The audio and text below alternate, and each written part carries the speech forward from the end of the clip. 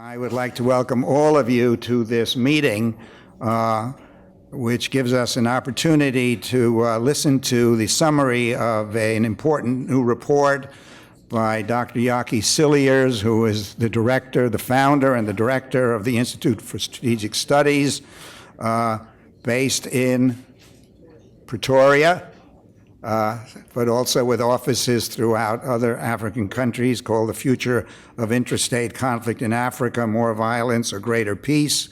The title is right up there. I also want to welcome our discussant, His Excellency Dr. Kingsley Mamabolo, the permanent representative of the Republic of South Africa, who has joined us a few months ago here in New York.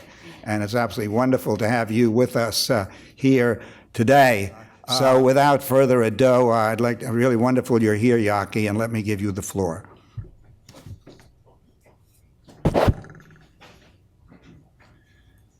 Thanks very much, John, and friends, colleagues from the IPI for hosting me. Ambassador Mamabolo, thank you very much for doing me the honor of responding as well. That's very kind. I've got a few slides, and I'm going to go through them fairly quickly. I always start off with a slide because it's just good to situate ourselves about where we are in the world. Just looking at where we've come from 1960 to where we are going end of 1940 in terms of a projection of the extent of global growth. The fact that what we live in an era of unprecedented peace, prosperity, and general also shifts in global power. And it's always important when we speak about instability or conflict to remind ourselves of that broad framework of firstly an unsustainable trajectory of development, but also the broader context that we sometimes tend to forget. Africa, of course, has not done that well in the last years. This is in the last 30, 40 years. This is global growth rates, African growth rates, GDP growth rates that shows the extent to which, the continent has suffered a structural decline in growth rates, able to deal with its poverty issues. We need growth of 5 to 6% average in Africa to deal with poverty. But then, at the end of the Cold War, we've seen a turnaround in Africa's fortunes. That turnaround is structural in nature. It is largely driven by Africa's population growth, and it has led to a complete change, and we believe a sustainable change in the future of the continent. As the World Bank said, end of 2010, Africa is now where China was about 20 years ago, where India is was about 30 years ago, ready for a takeoff. Now, the paper itself, and there are copies at the back, looks at the characteristics of conflict on the continent. And it makes the argument that conflicts generally are fought on the peripheries of states. Insurgents tend to be militarized and factionalized, increasingly fragmented. That means it's not a clear issue of the state in a capital controlling a rebel, fighting against a rebel movement somewhere in the outskirts. Many of the insurgent movements have strong transnational characteristics. There is convergence and connection between them. But what we've also seen is that conflict, in a sense, has, in one sense, moved to around the electoral process. There's a lot of electoral violence in Africa associated with electoral processes. Really a good news story. Because why? What has happened is that a contestation around the legitimacy of the political process has become a contest around the political process. It's no longer contestation around the legitimacy of the process, but it's part and parcel of the electoral process itself. Of course, we also see livelihood conflicts escalating.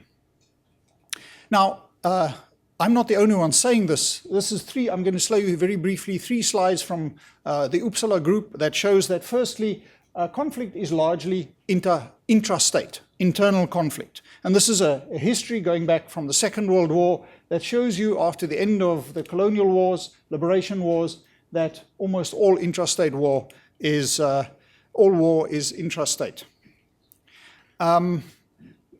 We see also, again, historical graph, that most wars are smaller types of war. Larger interstate and large scales of armed conflict by intensity have declined. And finally, although Africa is quite conflict prone, Africa historically has not been the region that we've seen the most conflict in. That's been Southeast Asia, historically. Those are the two regions that historically have the largest areas of conflict. The major reasons, of course, as I will try and explain, is because they are poor. The larger part of the paper speaks about 7 relationships, and it speaks about what drives, why is Africa, and Southeast Asia for that matter, or Asia, conflict prone. And it makes the argument that there are 7 relationships. Firstly, the population structure of itself, transitions to democracy, which tend to be violent, levels of inclusion, the bad neighborhood effect, histories of previous intrastate violence, governance, and poverty and violence, and the relationship between poverty and violence. And I'll make a few remarks just on each of them. First, I think it's underestimated the extent to which your population structure itself is a major driver. For every 1% that you have an increase in a youth bulge, your risk of conflict increases by more than 4%. If the youth bulge, that is the number of people aged from 15 to 24, is more than 35% of the adult population, risk of conflict increases 150%. Effect of the youth bulge is greater in most autocratic regimes as in most democratic regimes. So those where it is the most destabilizing is in these countries that are neither strong autocracies or strong democracies. Just to give you an idea of the youth bulge in Africa, the average age in sub-Saharan Africa is 19 years of age. That's the median age. That means half of the African population is younger than 19 and half are older than 19. I think in the US it's about 40. I'm not sure. I know in Germany it's about 42 and so on. Africa's population will continue to grow until the end of the century. At the moment, or by 2050, 23% of the world's population will be living in Africa. That is, 1 in every 4 people will be living in Africa. Our demographic picture pyramid looks like, it doesn't look like that, it looks like that at the moment, and it will continue to grow. It will profoundly change the world. And it means that Africa has a very high momentum towards instability. Urbanization drives African growth. Many of you will know that the most urbanized region in Africa is North Africa. And North Africa doesn't have the highest population bulge by any stretch of the imagination. That's East Africa. And the least urbanized region is Eastern Africa, which is urbanizing at a significant and a fast rate. But look at, so North Africa became largely urban there, and Eastern Africa will only become largely urban by about 2046, 2047. But that dynamic has got a major factor on the relationship between population momentum, changes in the population structure, and violence.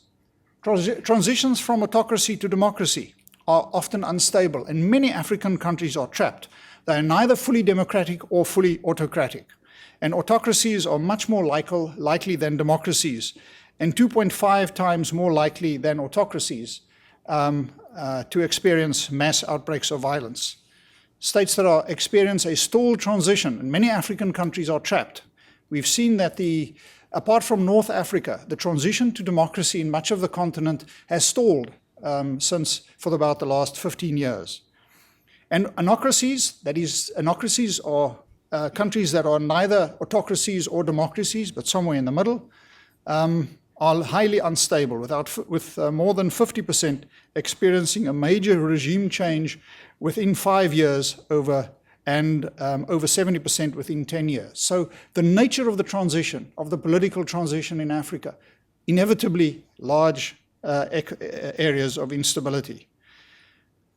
We did an interesting experiment. We looked at where is the expected level of democracy, where do you expect a country's democracy to be given its level of GDP per capita and education level, and where is it? And we find that a large number of countries have a so-called democratic deficit. A large number of countries also have a so-called democratic surplus. Now, a democratic deficit means they have less democracy than they should have compared to where they are at their GDP per capita education level. Democratic surplus means they have a little bit more. Both of them can be equally destabilizing. We can return to that in question time. The most important factor, predictor of future violence, is past violence. It's like a family. And it is in actual fact quite true.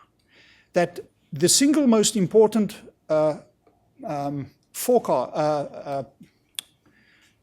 predictor of future violence is past violence. And if you live in a violent neighborhood, and this is a heat map from 1989 to 2010 of where violence occurred in Africa, that's where violence will probably continue to occur in Africa. 90% of last decade's civil wars occurred in countries that experienced a civil war. And breaking that conflict trap, working on the Peace Building Commission, the African Solidarity Initiative, that is the most difficult challenge that the continent faces. Governance. Now, this is just a picture of where Nigeria and where South Korea were in the early 1960s. South Korea received more development assistance, despite all the criticism around this, on a GDP per capita basis than Nigeria or any other African country. But they received, they of course had good governance in a strong governance. Good governance is not they had a particular, the particular peculiarities about South Korea one must be careful about. Nigeria received an income of about $300 billion of oil wealth. And we can see what the difference in the trajectory of Nigeria is on a GDP per capita basis versus South Korea. Just a picture of democracy, the impact of governance. There are other components of why countries are more amenable to violence. Poor countries with a single high commodity dependence, the so-called resource curse, is a huge factor. Of course, we know that. We've just shown you a picture of Nigeria. We've spoken a little bit about livelihoods, and of course, the relationship and the correlation between gender, a lack of gender representation and instability is a very strong one. The paper basically makes the argument that poverty does not cause violence. We know that. But violence is characteristic of countries with large urbanizing youthful populations, with little work prospects and high rates of urbanization, in other words, changing social dynamics. Poor countries cannot provide security or effective governance due to capacity constraints, and the result is high rates of exclusion, alienation, and frustration. And the relationship between poverty and violence is a very strong one.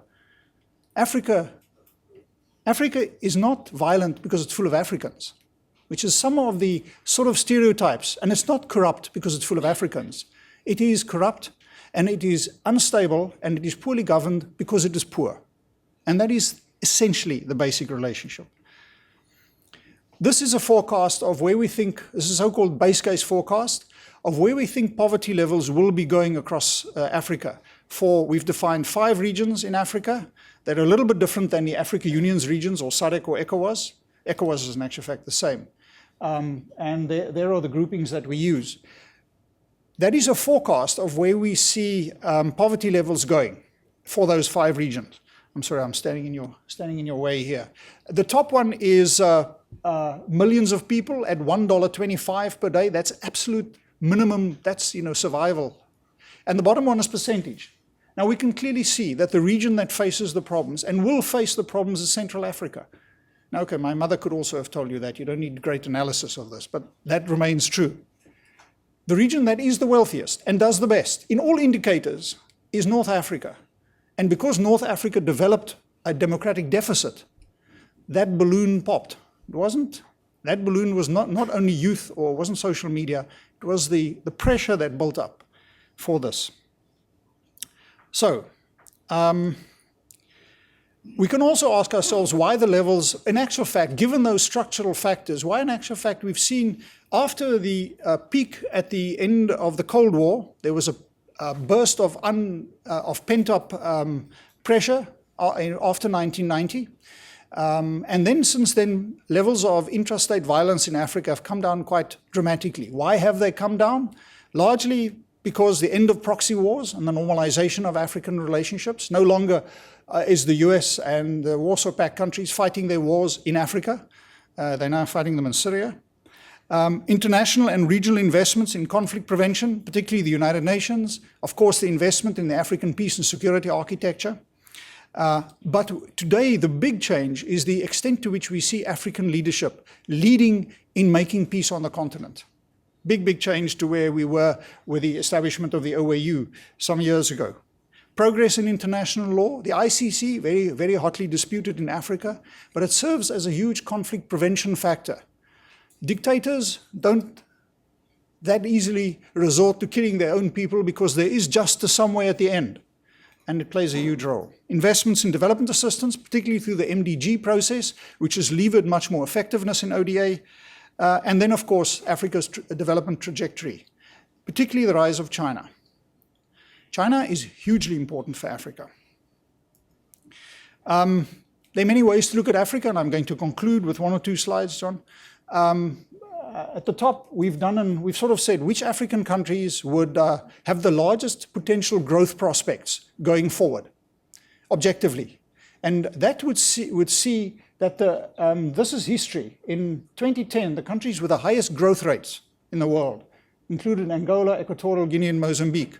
Our forecast is that in 2010, it would include much more African countries. And by 2040, 9 out of the 10 fastest growing countries growing. Now, these are growth rates from a very low rate, from a very low base, would probably or could be located in Africa.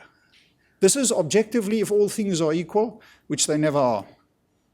And this bottom forecast is just GDP per capita for the various some of the regional economic communities on the continent, where that is going.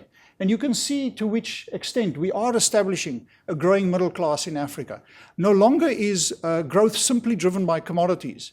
Growth is also driven because Africa has become a destination. The consumer class in Africa is growing. And then we looked at some human development countries, which ones will do the worst, and so on. So there are many ways on looking at Africa. To conclude, the world is changing. We all know that. This is growth rates looking at where the BRICS are going, where the EU 27 is going, and where the G7 is going over the long term. The world is changing. And in that change, there are large uncertainties for Africa. Will the emergence of multipolarity lead to greater stability or instability? At the moment, it is greater instability, there is no doubt. The competition for power. Will it drive greater resilience, or will it drive greater fragmentation? The future of China, as I've said, hugely important. This is a graph that shows who we traded with in 2011. China is in there. China trades about $200 million a year with Africa.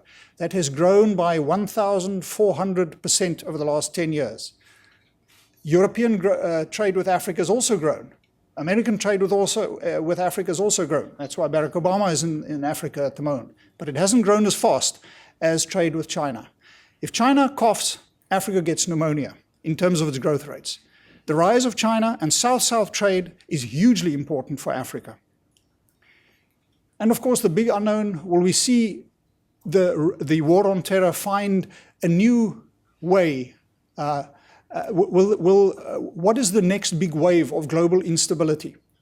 And our concern is really that you could see that relative deprivation, the relative sense of the awareness of people's levels of actually rising wealth, but compared to the richness and the excess that you see in places like New York, is a cause of concern. And we see that is driving instability across the world. So we are simply saying that a violent armed conflict will continue to occur mainly in poor countries with weak governance, previously experienced conflict, spillover from being located in a bad neighborhood and with large youth populations. Generally, that's statistically below 25 years of age, and exclusion. But intrastate conflict will generally, having said that, it will continue to decline. We tend to believe that democratization is inevitable, particularly in Africa. And it is driven by Africans. It is no longer, if it ever was, a Western imposition. There's a forecast that's in the paper that looks at global trends in index in trends in conflict. That was the end of the Cold War. There was a bit of a peak after that, and that was the decline that we saw until recently. There is an uptick in global violence at the moment, also in Africa. But if you reduce the impetus of past conflict, the forward impetus of past conflict, what does that do to your forecast of future conflict? And that simply reduces it much further. I'm not going we looked at that sub-regionally and so on and so forth. And this, John, is the last slide. Africa, there is great, depending on where you are, it's a different debate about Africa. But certainly on the continent and in China, India, there's a great sense of a rising Africa, a sense that the continent is changing. Europe, America, a little bit more the dark continent, full of problems. It's just an issue. Don't want to get involved, although that's changing as well here. But Africa will certainly continue to require kinds of assistance. And there's a little bit, there's the danger of a kind of a self-inflicted wound that we are saying, yay, things are going well on the continent, we don't need your assistance. We need lots of assistance because we are growing from very, very low levels.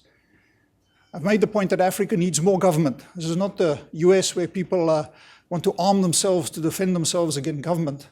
Africans need more government. We need to build government capacity to help and to develop. That's why the Africa speaks of a developmental state. And the transition from an African developmental model to one that provides jobs and opportunities. John, thank you very much. That's a summary of the paper is available at the back. Well, Jakkie, thank you very, very much for this presentation. It parallels a lot of work that IPI is doing with the Coping with Conflict project that my colleague Francesco Mancini, who's at Green Tree today, has been carrying out for the last several years. We're really privileged to have Ambassador Mamabolo here today, and as he is, there's, by the way, a typo on this set page here, so it's M-A-M-A. My apologies for that. But since this is your first meeting with us here, I would really like to highlight to everybody that Ambassador Mamabolo has a very distinguished career. First, one of the leaders of the African National Congress in the liberation struggle. He was based in Tanzania and later Zimbabwe in those years after the independence of democratic South Africa in 1994. He became first South Africa's High Commissioner to Zimbabwe. Then he was the permanent representative of South Africa to the Organization of African Unity, which was just transitioning at that time to the African Union. And he was simultaneously the representative to the UN Economic Commission for Africa, both of which are, as you all know, in Addis Ababa. He was then High Commissioner to Nigeria, and he's had a number of other senior appointments dealing with both West Africa and the Great Lakes. So he has a tremendous range of experience, and it's just great to have you here in New York now as the representative of your country, of South Africa. So I'll give you an opportunity to comment on some of the main themes from Jakkie Cilliers' analysis, please. Thank you, John. I must also thank Jakkie for a very good presentation. I must say, when you were putting those what would happen in the future, I was looking for where is South Africa, One wants to see how good we will make in future. But let me say, I think what Jakkie is saying is correct. Anytime we discuss such a topic in Africa, it raises eyebrows. Because indeed in Africa, any talk of war spells doom for Africa. Particularly as we believe that we're moving forward, we're making progress. And so indeed, a paper like this contributes a great deal towards finding solutions. And we're very pleased that we can tap on your brains and continue to see how we can find very solution to practical problems. Just a few comments. One comment is that Jakkie makes it very clear that Africa has moved. I always say, I wouldn't say one step back forward, two step backwards, because that means we're moving back. I think the other way around is true. We are making 2 steps forward and 1 step back, which means starting from that graph he was showing of where we moved from the 60s to where we are today, there has been a lot of progress in Africa. To the level where we are, we have made tremendous progress. Now the question, of course, is each time we slide back, each time we think we are done with the conflicts and we've passed this period, there's Central African Republic, there's a problem in the Democratic Republic of the Congo, Burundi, and so on. And that takes us back. Despite the attempts regionally that is made by the regional organizations such as the AU and many others, we keep sliding back, and that takes us back. Regrettably, at a time when really we should be seizing the opportunity. Everybody agrees that the potential for Africa is there. This is the decade, if you like, the century, if you like, for Africa. I'm afraid if we don't wake up in Africa, this moment too, like the other past revolutions, will go past and we will still be sleeping if we don't seize these opportunities. Those opportunities Jakkie has outlined, I won't go into them, and the document, the paper clearly spells them out. It says the results of benefits of the investment made in education, solutions we're finding on water and so on, sanitations, the potential of the Green Revolution and many others. But growth, I think the emphasis was more on the growth of the South-South trade and what you were saying about China and so on. And so Africa is indeed moving. We could write a very good story about this, except the fact that occasionally we slide back. I don't want to get into what Jakkie has outlined as some of the problems we have, because that would take much of your time, such as corruption, such as weak institutions, a number of them. The wars, bad neighbors, he's enumerated quite a, but also the influence you have, because some of the insurgents we have in there are not necessarily internal all the time. You have funding from outside sources and so on, and you continue to have this what you call. My concern about all this, Jakkie, is more really on the solution. One would want to see what impact, for instance, does the international community make in finding recovery for Africa in all this. I'll give you an example. I was involved in the Democratic Republic of the Congo. Today, they still talk about the security sector reform in the Congo in much the same way as they did some 15, 20 years ago. And you ask yourself a question.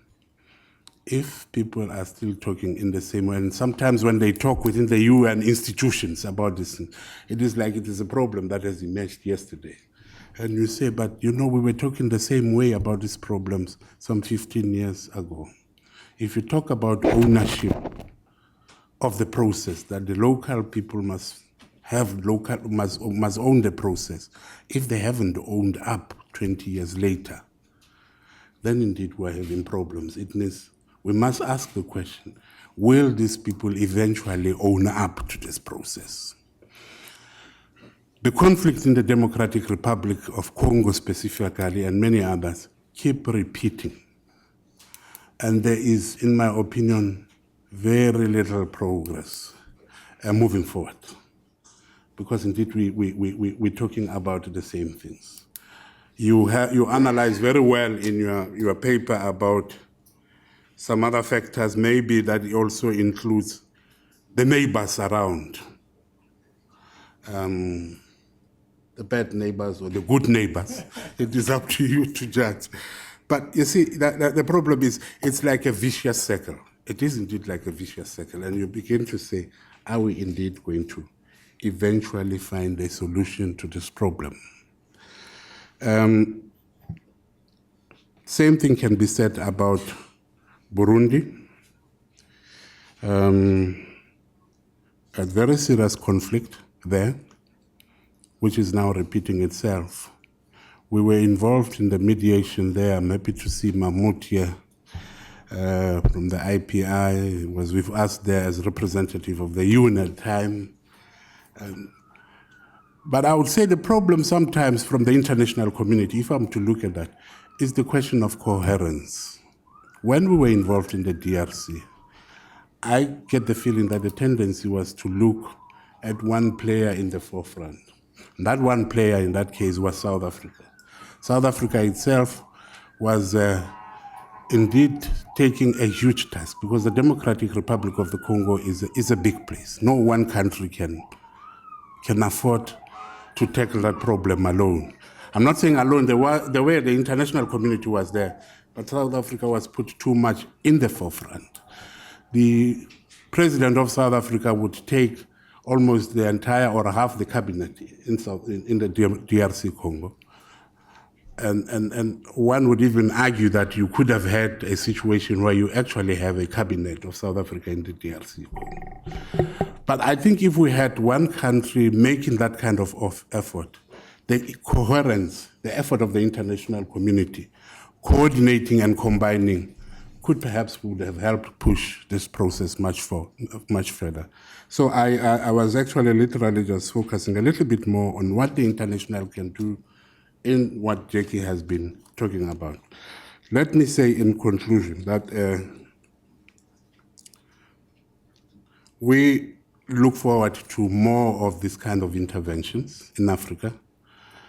We have our own problems in own institutions.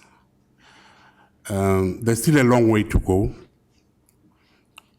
And some of those problems are being dealt with by regional organizations such as the African Union. However, Africa alone is not able to deal with these problems comprehensively. It is the obligation of Africa to find solutions to the problems, but it's also the obligation of the international community as well to add and find solution to the many complicated problems that Jakkie has spoken about. Thank you very much. Ambassador, thank you very much. Well, both your remarks and Jakkie's report are both very nuanced. And if you read this report, which I hope you'll all take it home and read it carefully, after the main title, The Future of Intrastate Conflict in Africa, it has a subheading, More Violence or Greater Peace, and a question mark. So one you all need to think about, is the glass half full or is the glass half empty, depending on how you look at the dynamic.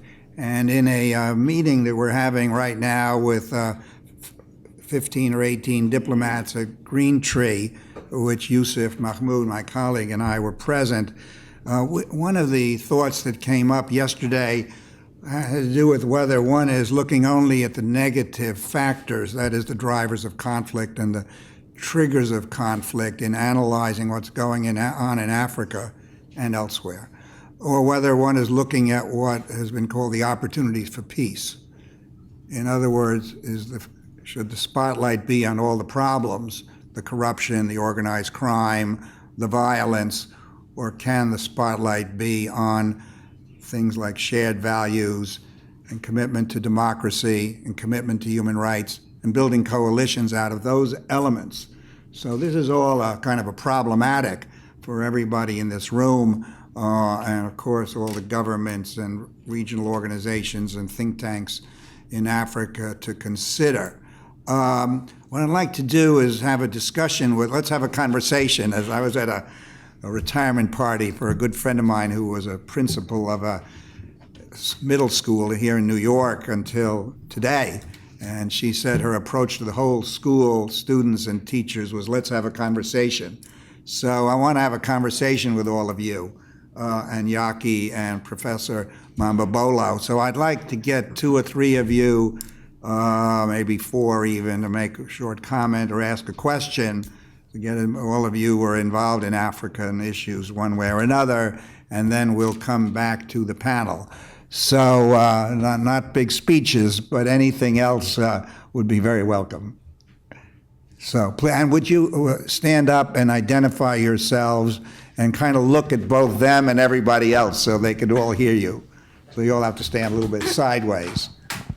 Thank you very much. My name is Mikiko Sawanishi, working for United Nations Democracy Fund, UNDEF. I just fully agree with your presentation, your analysis on the youth, expanding youth population as potential and also threat to the sustainable peace. At the same time, I just really want to know your analysis on gender issues, women's issues, because it's as a potential and also threat. Because it's also interlinked with the youth population explosion. Because, like for example, rural Uganda, one woman has 7 children on average, and also the cultural issues of surrounding women in Africa. I may, if I can really ask, these cultural issues of polygamy and other very deep-rooted patriarchy issues, how you really can integrate these issues into your peace analysis, because it seems to me it's a bit lacking. Thank you. Very good. So would somebody else like to come in here, please? And please identify yourself again. Thank you so much. My name is Staffan Tillander. I'm with the Swedish UN mission, and I'm working on the Peace Building Commission, chair of the Liberia configuration. Jakkie, you mentioned that past violence is the single best predictor of future violence, but you also said that poor countries are those most prone to violence. Now, it creates a very complex situation. What is the cause and effect? But the conclusion in any case must be that there must be a very strong combination and integration of security and development to deal with this challenge. And the question is, and that's to you and also to Ambassador Mamabolo, I know you have experience from Addis Ababa and the AU work, is our international community equipped to deal in an integrated way with security and development, and what could be done to strengthen and improve that? Very good question. Somebody else like to come in here, please? This gentleman, where are we here? This gentleman here in the white shirt, right here. And then, Charlie, you want to come in? So what? Henk-Jan Brinkman, Peace Building Support Office. Jakkie, I was surprised you didn't mention inequalities in your talk, although I did see flipping through the paper that you mentioned in the paper, so I'm very happy about that. And I do think that in many countries, horizontal inequalities, differences between groups, among groups within society, is often a driver of conflict. And I think fast development in general, but fast development in general, when specifically when it's associated with natural resources, can increase these inequalities quite dramatically. So that will be actually a factor of where development could lead to more conflict because of the increase in inequalities, and I would like you to comment on that. Thanks. Terrific. So, Charlie Cater from Security Council. You have another question? Oh, okay. Does anybody else want to come in right now? Okay. So listen, please, the gentleman here in the first row, and could you identify yourself and just turn yes, halfway so okay, they for can them see to you see as me. well as my colleagues up here? Well, thank you very much. My name is Usman Sariki. I'm Ambassador and Deputy Permanent Representative of Nigeria. First of all, let me actually, thank the IPI and the Church House for organizing this meeting, and for the resource persons, especially Dr. Cilliers, I hope I pronounced the name correctly, for giving the excellent presentation. It is about time to speak about Africa openly, objectively, transparently, and forcefully. First, for us Africans to wake up to our responsibility. And secondly, for the world to know that we desire to end conflicts in Africa and to have peace. And that is why repeatedly, if you follow the statements of African presidents at the General Assembly, they emphasize the idea of mediation and conflict mediation at the regional level and globally. Having said so, I think the African peace and security architecture should be given time to work. The idea is rather new in terms of having a continental body, which is a very diverse continent in terms of approaches to governance and to peace and security issues. And one issue that the presenter, I think, should emphasize is the idea of the rule of law. That is very significant. Many of the conflicts, the root causes of them may be social, economic, but they are increased and exacerbated by the absence of rule of law in the places where such conflicts are taking place. And if you have the rule of law and fairly resilient and strong institutions, you find the tendency of early resolution of these conflicts. And I think, these are the issues. Now, my last point is we have heard a call for strong government in Africa. That is music to my ears as a civil servant. I like that. However, immediately you fortify the government, you find countries, particularly the Western countries, will come and insist on issues like human rights, issues like accountability, and so forth, in trying to end communal violence, for instance. And one issue now, just finally, sir, I'm taxing your patience. In my country, we have reinstated the death penalty because of the soaring rate of criminality and others. Immediately we do so, the ambassadors of Western countries are calling at the foreign ministry to say that, why are you doing so? We have our reasons, and I think those reasons should be respected. Thank you, sir. Thank you very much. Well, you've raised a number of issues here about the role of the African peace and security architecture, and the last point you just made. As you're answering the Swedish representative's question, Jakkie, I want you to say, this is not a new question, I just want to amplify his question, whether the security agenda of the international community, to put this very broadly, and the development agenda meet each other at any place at all, or whether they are stovepiped and siloed. In other words, one group of people talk about security and a totally different group of people talk about development. They basically never meet, or very rarely meet, and therefore you're not getting the kind of synergy that I think is implicit in your remarks. I'm just trying to amplify the point you made. So why don't each of you kind of, as you wish, respond to these points, and then we'll have another round. Thanks, John. It's interesting. These questions really touched on the heart of the issue. The paper itself does not go into the gender issues perhaps sufficiently, but the relationship between instability, governance, and gender is a very, very strong one. The challenge we have is a causal challenge. It's in a sense the same question you're asking about the relationship between development and governance. What comes first? The literature tells you that it's unclear, in actual fact. If you look at the history, a recent history, then, for example, development largely drives improvements in governance and in democracy. China, the Asian tigers, these are countries that were and are, in many instances, strong authoritarian countries that developed, and over time, they developed the capacity over time, the governance improved. And it speaks to the nature of development that we also raised. Development, by its nature, is a disruptive, sometimes a violent, and an unequal process. And I think we live in a globalized world.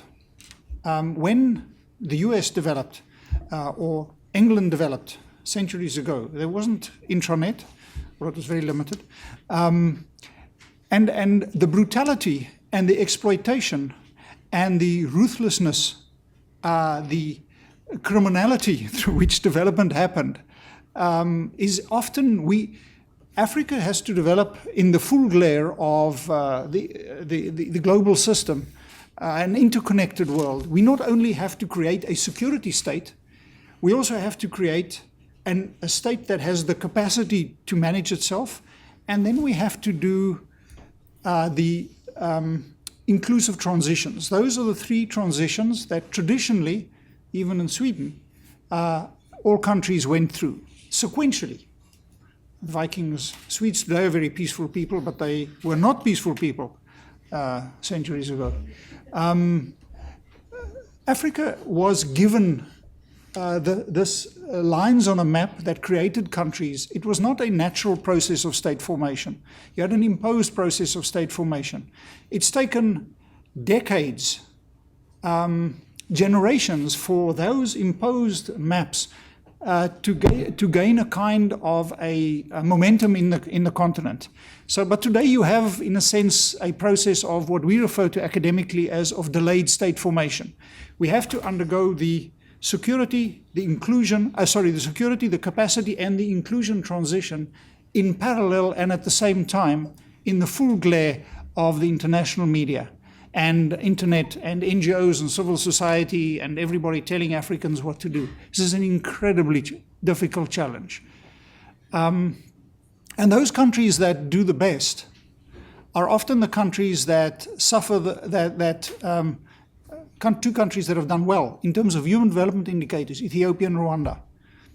These are countries with questionable democratic criteria, pedigrees, to put it mildly. And the international community is faced with these trade-offs. What do? Sorry, I'm going off on a little bit of a tangent. Let me go back to because it all deals with this way that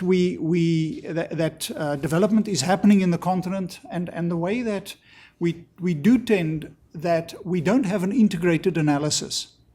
Security and development are two sides of the same coin. And what I've tried to present, in actual fact, the presentation I did this morning across the road at the Africa Union, tried to present these two sides of that coin. As Africa develops, instability and inequality will accompany that development. It is going to be a rough ride. And it will particularly come to fruit in the urban areas of Africa, which are the big challenge that faces the continent going forward, the management of Africa's urban spaces. And you cannot separate development from security as you could in the past to a degree. This is all one big issue. And we have to find a way, which is very difficult in today's globalized world, to deal with these issues in one integrated manner. I made the point that there is no academic scientific correlation between democracy and growth. We don't like to hear this. None of us like to hear this. But there is no real correlation. But there is a very strong correlation between levels of corruption, rule of law, transparency, and growth. And there can be no doubt that in today's world, Africa has to democratize and develop at the same time. We do not have the option, even if we wanted to do that, of trying to do one or the other. I'll stop there. There's a lot that I can add on to this, but in the interest of not... Did you answer the other questions? Go ahead, Ambassador. Well, I'll just add to that very quickly. I think the architecture of development in Africa is based on the 3 pillars: peace, security, and development. If you don't have the integration of that, you have a problem. I mean, there are lots of examples of that. One could say, to some extent, Gaddafi was seen as developing. You have people talking about, in some cases, he was looking after the people, but he was basically a dictator. So you have a big problem if you don't have that. You can have development and growth without democracy and peace and transparency, but it's short-lived, and it gets caught as it goes along. And it leads to a situation where in the end we begin to talk about benevolent dictators. So for me, the 3 is important for Africa. The architecture of peace must be based on that. Referring to the other question that came up about whether at times the international community and what we do regionally, the efforts, whether there's coherence at all times. Yes and no. I think the objective is good. We all want to do the same thing, but not necessarily sometimes do we act at the right time, at the right moment, in a manner that would help the process. In the end, perhaps we do find each other. I'll give you an example. If you look at the situation in Sierra Leone,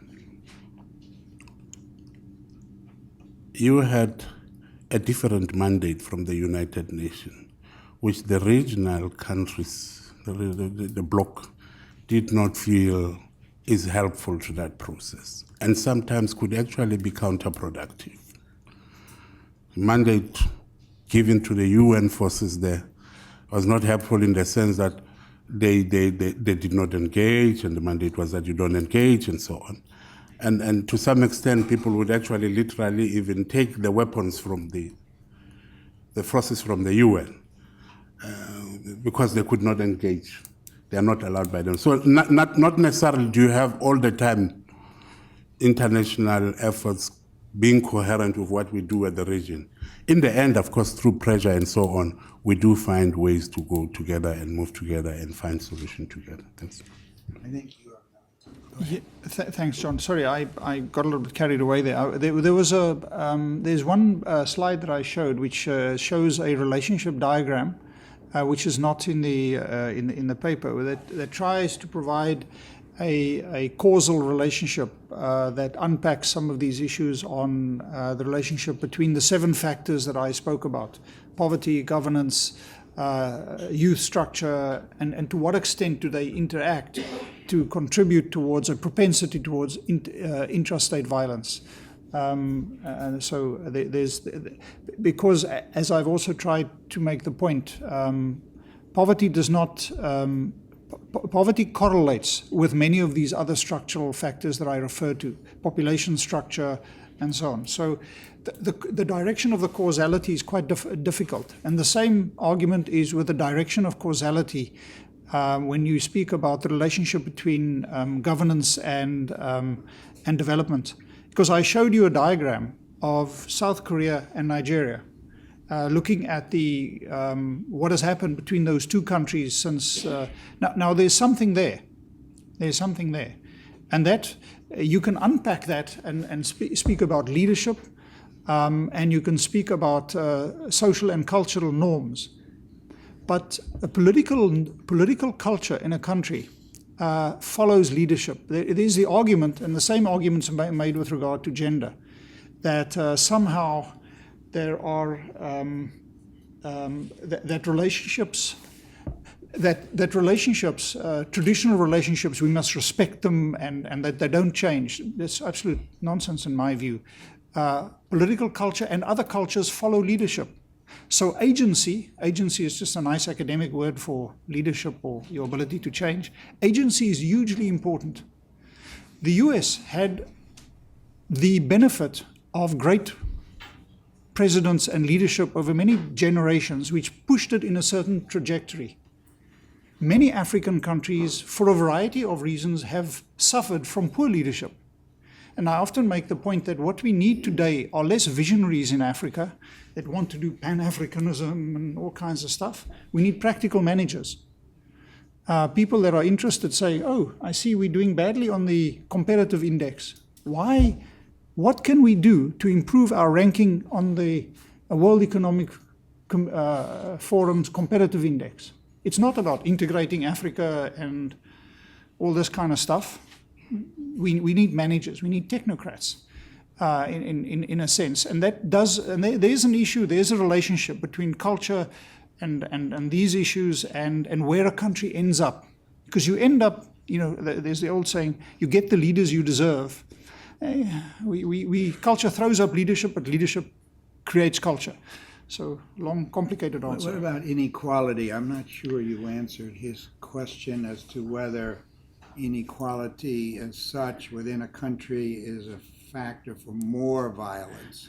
I think it is without a doubt. What we're seeing in Nigeria, what we're seeing in South Africa, what we're seeing in Kenya, what we're seeing in many, many regions across the continent is that sub-national challenges are becoming national challenges. It is again partly because of this globalized, interconnected world we live in, people's awareness of their relative deprivation. But it's an issue. It's on the one side a function of development and of poor governance. But I think it is something that I know that is particularly moving up the awareness of the World Bank, the ADB, and these organizations that are looking at the extent to which inequality within regions that is developing is a factor. I mean, whether you look at Mali, I always make if you put a counterterrorism lens when you look on Mali, you get one picture. If you put a developmental lens on when you look at Mali, it's a different picture. And our view is that it's the development lens that in actual fact provides a more accurate picture of why we have challenges in Mali and a lack of focus on security and political leadership and other issues. Your comment on leadership, by the way, another theme that came up at our meeting these last 2 days is the idea that leaders and people have choices to make, choices. And not everything is predetermined or driven by some outside force, these semi-abstractions or these international institutions, as if nobody can make any choices. So people can make choices, leaders. And your point about leadership, relates directly to that. Good leadership as against bad leadership. It's not just Africa. Yusuf Mahmoud. We're doing another round, so welcome a few more comments here. Yusuf Mahmoud, IPI. I would like you perhaps to say a few words about the correlation or the connection between the youth bulge and unemployment. But also would like to make an observation or a comment on what the Nigerian ambassador mentioned about how he welcomed the emphasis on state formation or strong states. I'd like to add strong, accountable states, particularly when it comes to dealing with insurgency. The tendency we have seen in countries that are facing similar problem that Nigeria is facing is that the public security becomes militarized. The militarization of public security in the absence of dealing the development component and the rule of law component lends to certain excesses. One of them is that there is more emphasis on state security and regime security rather than human security. So we must, yes, we need more states, but we need more accountable states, particularly when we are fighting, whatever their nature, have become service providers where the government has not measured up to their responsibility. And therefore, sometimes they have popular allegiance and popular following. Thank you. Would somebody else like to come in here and ask another question here and make another point? You're all working on these issues day and night, I presume. So you all have to be thinking about, what you're doing or not doing. Please, Madame. Yeah, Zubaydah Rasool running. Thank you for that presentation. I was kind of interested by the chart you showed, which showed that by 2050, a lot of the African countries would be ranking amongst the highest rates of global growth. I think there was a chart like that, and I was interested by the kinds of countries you mentioned there, because of course in Africa, thank God, there are a lot of resources, natural resources and other resources, human resources. But a lot of times those same countries that are resource rich are actually the vortex. They become vortexes for conflict, not only inside their own countries, but in the region. While the other countries in that chart have absolutely no resources. There were some countries in there that have absolutely no resources. And I was struck by that because those are good and bad neighbors to borrow a phrase from somebody else on the panel. They have been good and bad neighbors in the past. And the fact is that Africa has no one kind of systemic on the resources. And my question to you would simply be, don't you, as is in your paper, don't you feel that the context of governance stretches beyond leadership? It rather speaks to the evolution of a governance culture and a kind of a broader base of capacity within the country to sustain governance beyond leadership challenges. Thanks. Anybody else want to come in here at this moment? Anybody here want to come in? So I want to ask you another question then, Jakkie, and I'm actually building a little bit on what Yusuf and the lady there had to say and the discussion we've had up at Green Tree. So we all live in a state system. The United Nations is 194 member states. The African Union is 54 states dealing with each other as states.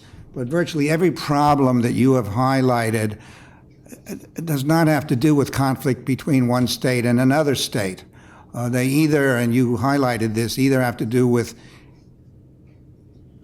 intrastate within the state, between the state and some rebel force or group of forces, or beyond the state, over the borders. The borders don't count anymore. Transnational organized crime doesn't pay any attention to whether it's operating in Nigeria or Ghana or the Gambia. It's wherever it can do it. Or, for example, the point you just made about youth bulge, or the point you made about urban issues are in urban areas. So what can a state system do about the growth of Lagos or the growth of Kampala, you know? And it's not clear, or even the school systems inside these countries. In other words, is there a disconnect between the state system in which we're all living, all these meetings of all these states with each other, whether here or in Addis or in Abuja, and these problems that you both are highlighting, which are, you know, as this lady said, also sort of people-centric. So I wonder if you could, whether there's a kind of a disconnect in the way that the structure of the international system is set up and the kind of problems you identify in your paper that need to be, you know, tackled on to go ahead. I hope that's clear. And both of you. So why don't you? John, thank you. That is clear. I think that is a critical issue. I've tried in my earlier response, I'll try and be slightly more condensed this time around. I tried to indicate that we are in a different stage of state development than countries in North America or in Europe. We are still busy with the creation of our version of an effective system of national governance. And I believe that that process is the priority process in Africa. We need to build strong and accountable governments that are in control of their territories, provide security, provide basic services, and are in control of their borders. It is when you are a fully developed, a postmodern state, like the the US or Sweden, you can cede authority without a problem, but not African countries. We don't have, we're struggling to gain authority and legitimacy and control over the use of, and to get control over the various instruments of state. So for me, we are still in that process of delayed state formation, and we need to focus on getting government to do what a government is supposed to do. There is no shortcut out of this, in my view. Yes, there are arguments with regard to devolution of powers. We've seen the latest in Kenya. We've seen massive efforts in this in Nigeria, in Ethiopia, and there are many arguments about, large African countries can only be run through a system of devolution of power and so on and so forth. But it creates massive opportunities for enrichment and corruption as much as it does for empowerment. Because in a country that, in a society where the state is everything, it is like the church in the Middle Ages in Europe, all the struggle, because the state is the economy, so therefore the competition around the state is so intense. As Africa develops, this changes. South Africa, where I come from, has got a relatively diverse private sector, relatively diversified economy. So therefore you don't have to control the state to become rich. But in many African countries, the only way in which you can gain access to resources is through the state. So development, the more I look at this issue, and I don't come to this from an issue as an economist or anything like that. I am economically generally illiterate. But the more you look at it, it is a question that development makes all things possible. That's why that new growth trajectory of Africa is so important.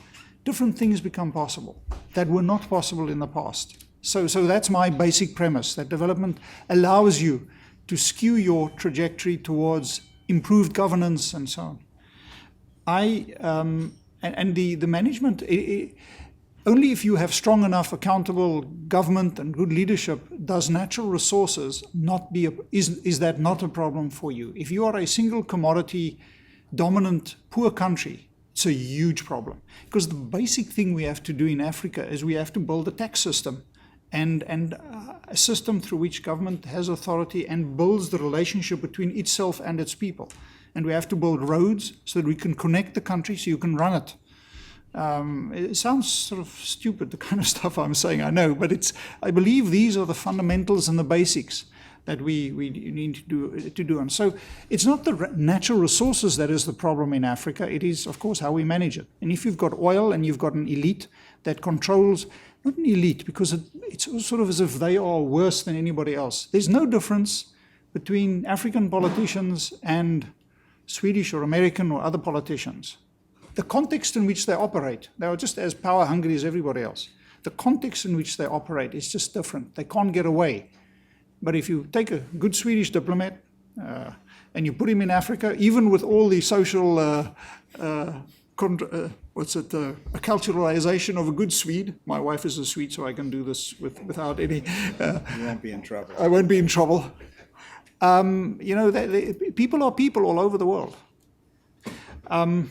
The youth bulge issue is an issue that was raised, which I think is very important. Youth is both an asset, the so-called democratic dividend, young people that can work, that can change things, can invent the future.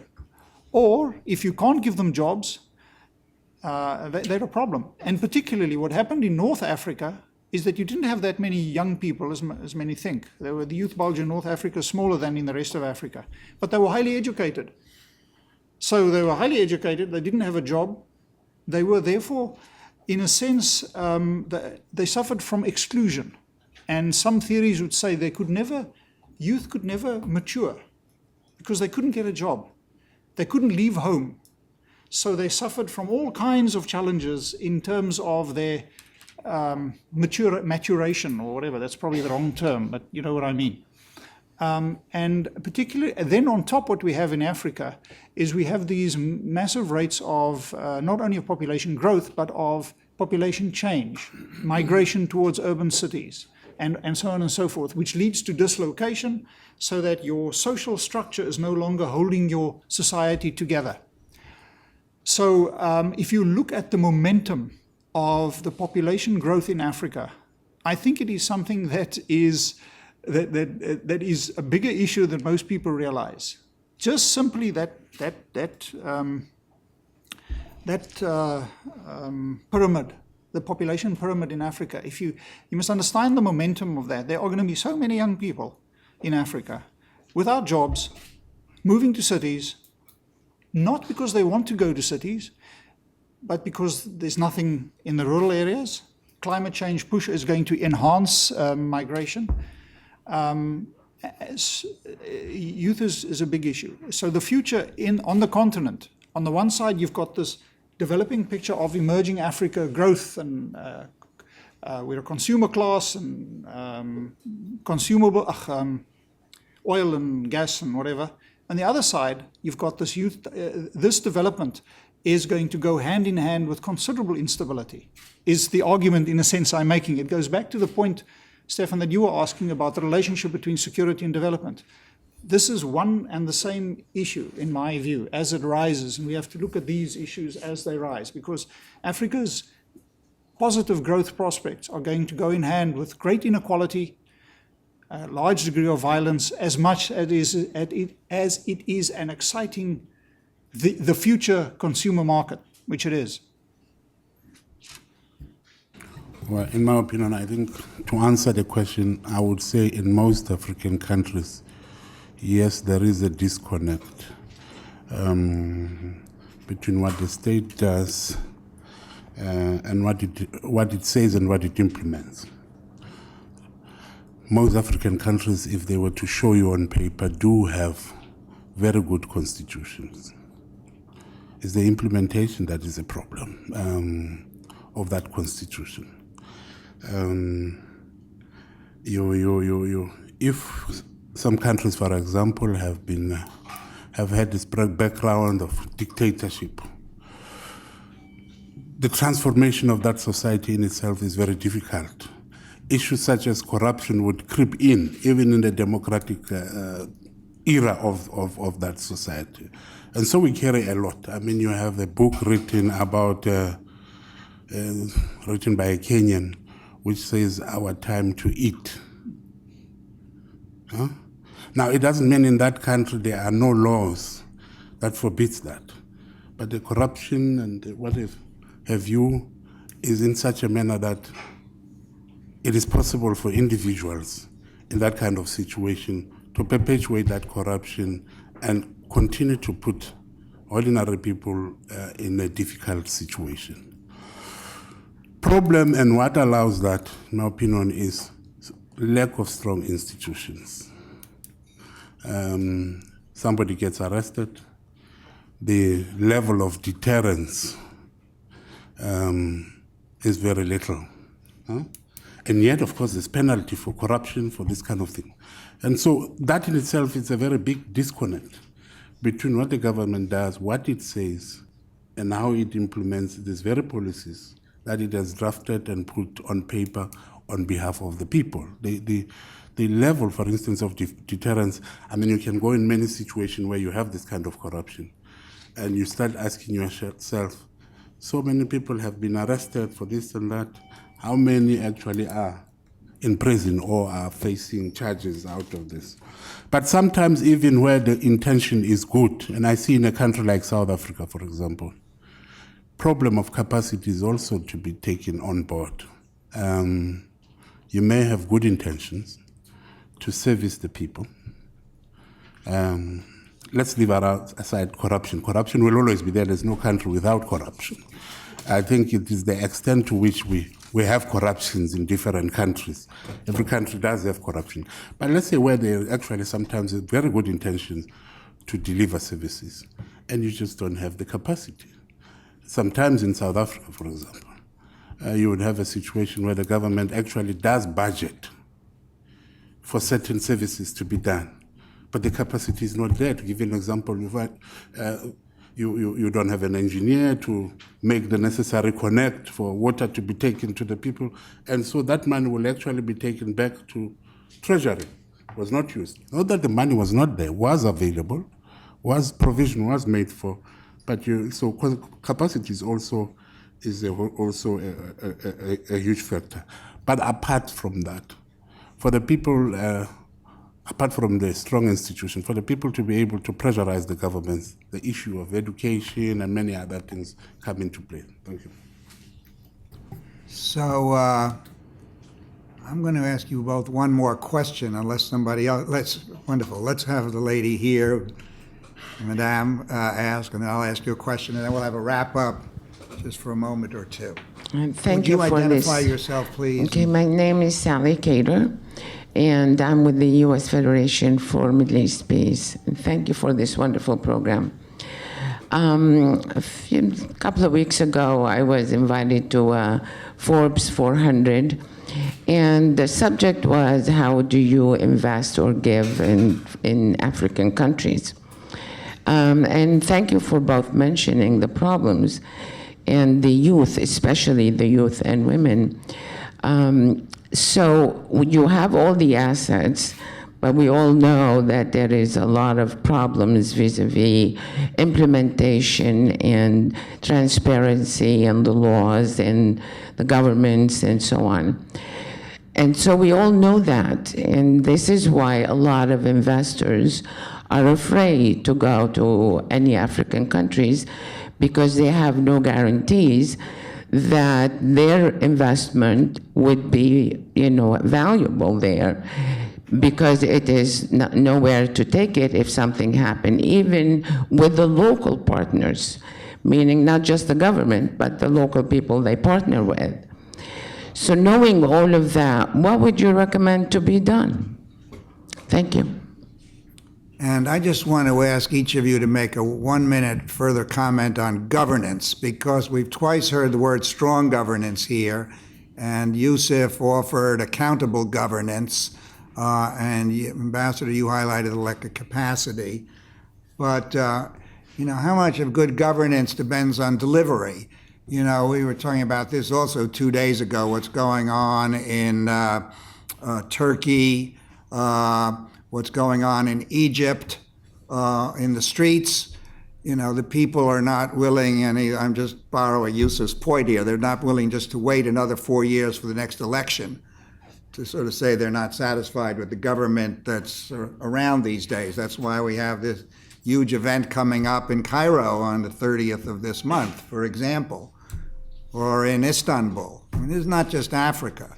So, how much of what you want to see happen really depends on good governance, not just putting people in jail. I do understand about security, and we're dealing with this in this country, but on, better schools, better housing, better social services, better hospitals, better conditions of life, better opportunities. And both of you, I think, have made the point of a rising middle class that is not unaware, because they've got access to CNN and so on. And so everybody's aware. We live in this global. So, what realistically can be done to provide better governance in Africa? You could wrap that up with the ladies' comment in a minute or two each, and then we'll look forward to your next article.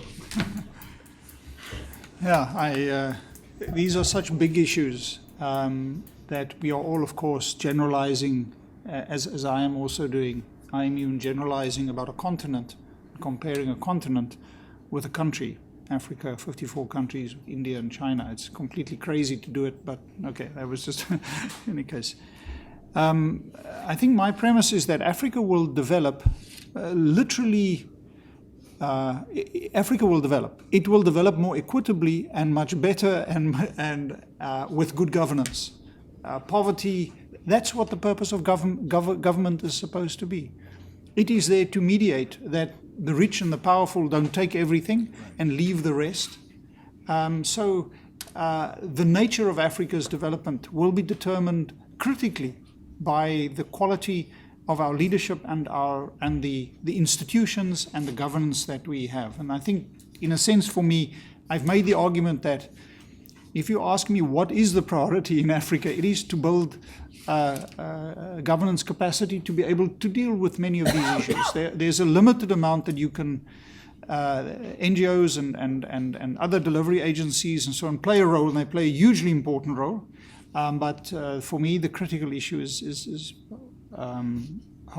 building accountable government and holding them accountable. And that, in a sense, is the way, if you are, that for me is the fundamental of the discussion that we're having.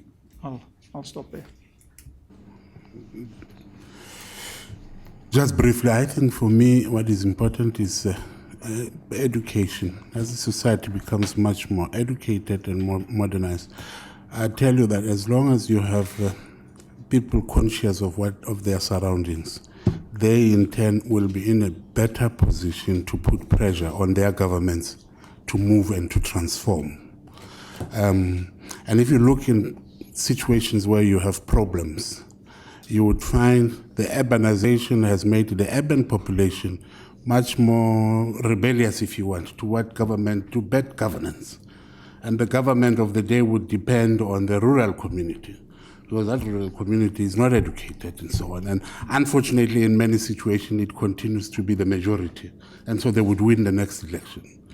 But the urban community would have been. There is also a need for peer review mechanism. We talked about strong institutions, but those mechanisms must be done nationally and regionally. The whole essence of this is that we've got to be able to hold the governments of the day accountable to the people. And as long as you don't have ways and means of doing so, they continue to get away with murder, so to say. And so support the regional mechanisms, but also an attempt to establish national mechanisms that would ensure that indeed people are accounted for, good governance and so on, transparency and so on. In addition to that, make sure in each country you build strong institutions. It is only through strong institutions where you would have the possibility, I would say, that even the president of the country can be made to be accountable. If he goes astray, would be taken to prison. Now, in some countries, the president can go to prison because he's the president. That already says something about the institution. But having said all this, and thanking Jakkie again for all that, let's not leave here having left the impression that there is no progress in Africa. I could see your worry that how do we go back into those situations? Indeed, there has been a lot of progress. All this is moving. It's work in progress, sometimes a little bit slower than we want. I think we can accelerate the pace of that progress. Thank you. Well, I agree with that very much. And of course, your phrase, Rising Africa, resonated as I heard you, and all of us here, I think, are very dedicated to seeing that move forward. So on behalf of everybody here, I really would like to thank you, Jakkie, for your paper, which I urge all of you to read. I've now read it twice, given it some further thought, knowing I would see you today. I urge you all to read it. And Ambassador Mamabolo, I want to thank you very much for joining us and for your insights, and we wish all the best for the people of South Africa. And our thoughts are with Nelson Mandela and his family as we're here this afternoon. So let's give a big round of applause to our students.